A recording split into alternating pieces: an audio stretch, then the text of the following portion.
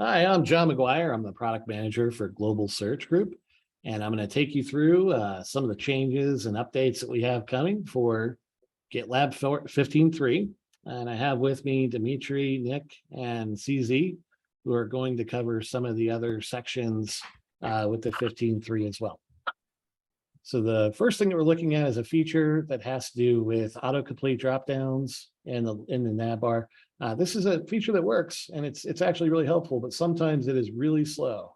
And it just depends on a couple different things of why it can be slow, but we have a pretty good fix that should make this very fast, and that's going to be going into 15.3. The next thing that we're going to be working on is a big change. This is maybe one of the biggest changes we've made to the way things look on the result page, but we're moving the scopes from where they normally would be up here at the top. We're going to move these scope lists over to the left-hand side. This allows us to kind of show this a little bit more in a traditional design. It brings up the search results so that you actually get more above the fold. And it will then align to a larger vision that we have on moving these other items and additional features over to this left rail that currently does exist, but it's underutilized. So that's a pretty important and big change coming. The next piece that we're going to be getting into has to do with code search. We've been iterating on creating language filters in code search for a couple different milestones. We believe that the 15.3 will be the one where everything is going to come together, and we believe it's going to be delivered now in 15.3. So we're very excited about that. And going into code search a little bit more, we're starting a new epic around trying to make code search work more like it does on a local IDE. That seems to be where a lot of our developers that we work with and customers really see that they're really kind of expecting something that's a little bit more familiar with that.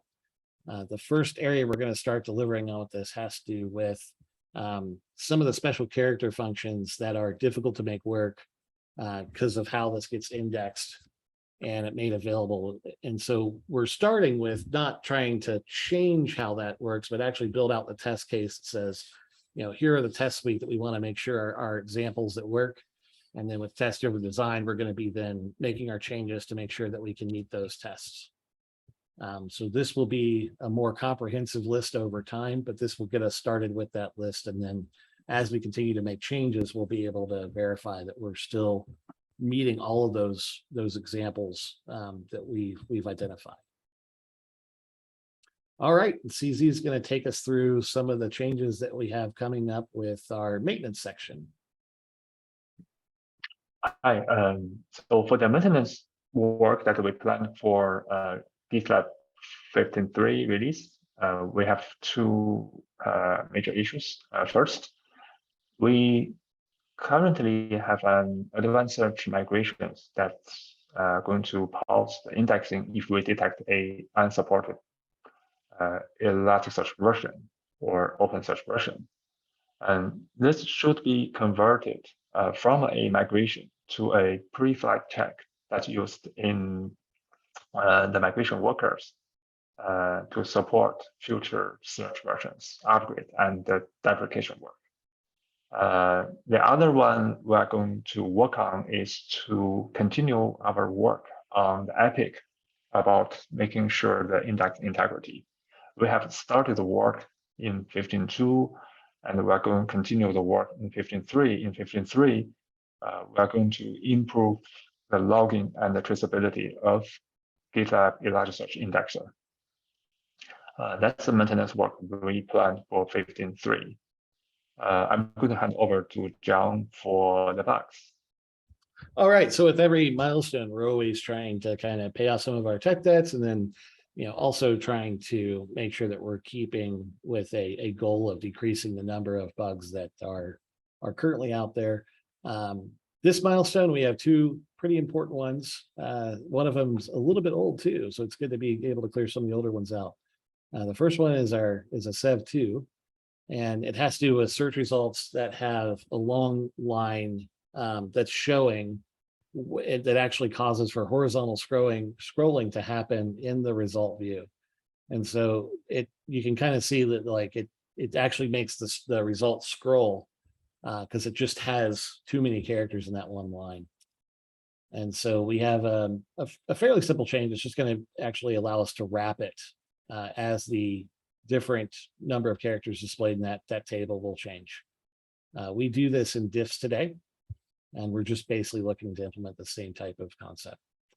The next piece has to do with something that can be really confusing to customers. When you have a default scope that is set and you change your project from a project search to a group search, that default scope will not persist. It'll change. And you could be looking at code results and all of a sudden it switches over to get project results or issues. So this is something that it can definitely be confusing because it's not something you asked for when you changed your search type.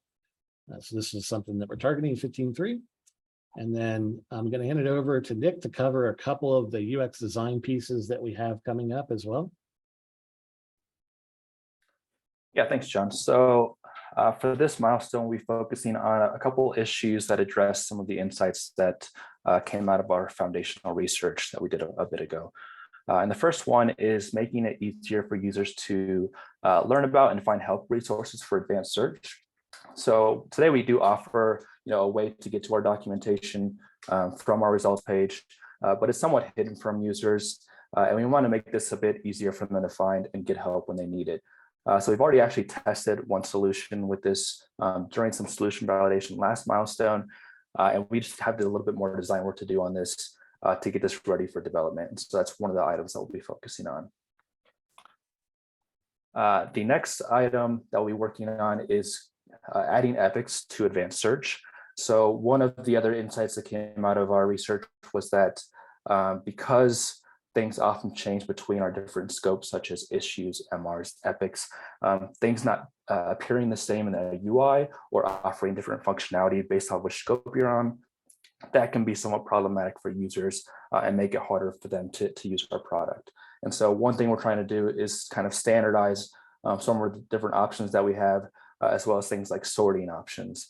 And so by adding epics into our advanced search index, we'll be able to make that appear more like you'd see for like issues and MRs, where you can have certain filters such as like open and closed, as well as other facets that we continue to add on along the way. All right, that looks like some really good stuff that we have coming up here for 15.3.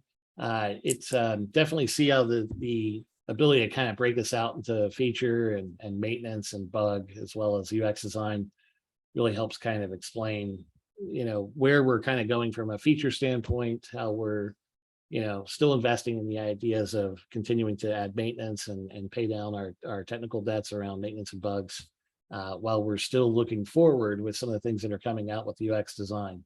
So I'm really excited about especially some of the things we have coming in 15.3, like moving the scopes over to the left and all the changes that we have coming that'll be left nav related as we continue to create features for global search.